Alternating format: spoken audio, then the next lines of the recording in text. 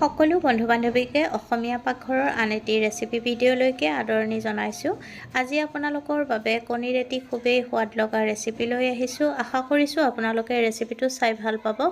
আৰু যিসকল বন্ধু বান্ধৱীয়ে অসমীয়া পাকঘৰ চেনেলটো এতিয়ালৈকে ছাবস্ক্ৰাইব কৰি লোৱা নাই, প্লিজ চেনেলটো ছাবস্ক্ৰাইব কৰি কাষত থকা বেল আইকনটো অন কৰি ৰাখিব। তেতিয়াহে মোৰ আহিবলগীয়া ভিডিঅ'ৰ নটিফিকেশ্যনবোৰ সৰ্বপ্ৰথমে পাব। আহক ৰেচিপিটোৰ মাজলৈ যাওঁ। কেৰাহী এটা গৰম কৰি সৰিয়হৰ তেল দি দিব আৰু সিজাই লোৱা কণী তিনিটা প্ৰথমতে অলপ নিমখ আৰু হালধি দি ভাজি ল'ব লাগিব। আপোনালোকে বাৰু এনেকৈ কণীৰ ৰেচিপি বনাই খাইছেনে? যদি খোৱা নাই এবাৰ নিশ্চয় ট্ৰাই কৰি চাব। অলপ ভজাৰ পিছত তাত মিহিকৈ কাটি লোৱা পিঁয়াজ দুটা দি দিব লাগিব আৰু পিঁয়াজখিনি দি কণীৰ সৈতে ভাজি ল'ব।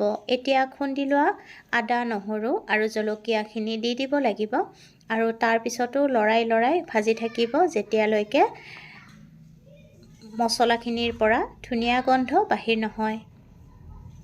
এতিয়া তাত পেষ্ট কৰি লোৱা বিলাহী এটা দি দিব লাগিব আৰু বিলাহীখিনি দিও ভালকৈ লৰাই ভাজিব যেতিয়ালৈকে বিলাহীখিনিৰ পৰা কেঁচা গন্ধটো গুচি নাযায়। আশা কৰিছোঁ আপোনালোকে ৰেচিপিটো চাই ভাল পাব আৰু ৰেচিপিটো শেষলৈকে চাব। এতিয়া তাত দি দিব লাগিব ফেটি লোৱা দৈ একাপ। দৈখিনি দিও খুব ভালকৈ লৰাই দিব।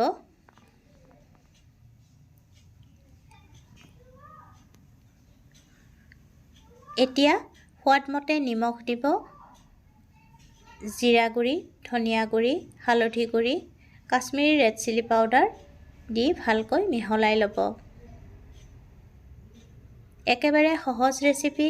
যদি এতিয়ালৈকে এনেকৈ দৈৰ সৈতে কণীৰ ৰেচিপি বনোৱা নাই এবাৰ বনাই চাব। এতিয়া কেঁচা জলকীয়া আৰু ধনিয়া পাতখিনি দি দিব আৰু দি ভালকৈ মিহলাই 5 মিনিটমান সময় উতলাব লাগিব আৰু নমোৱাৰ আগে গৰম মছলা গুড়ি অলপমান দি দিব আৰু মছলাখিনি দিও পুনৰ 2-3 মিনিট উতলাই গেছৰ জুই নুমাই থ'ব আৰু নমাই গৰমে আপোনালোকে এই ৰেচিপিটো ভাত, ৰুটি, পৰঠা, নান আদি সকলোৰে লগত পৰিৱেশন কৰিব পাৰিব। যদি ৰেচিপিটো ভাল লাগিছে তেতিয়াহ'লে লাইক, কমেণ্ট, শ্বেয়াৰ আৰু চেনেলটো ছাবস্ক্ৰাইব কৰি ৰাখিব। পুনৰ উপস্থিত হ'ম এটি নতুন ৰেচিপি ভিডিঅ'ৰ সৈতে। আজিলৈ আহিলোঁ, ধন্যবাদ।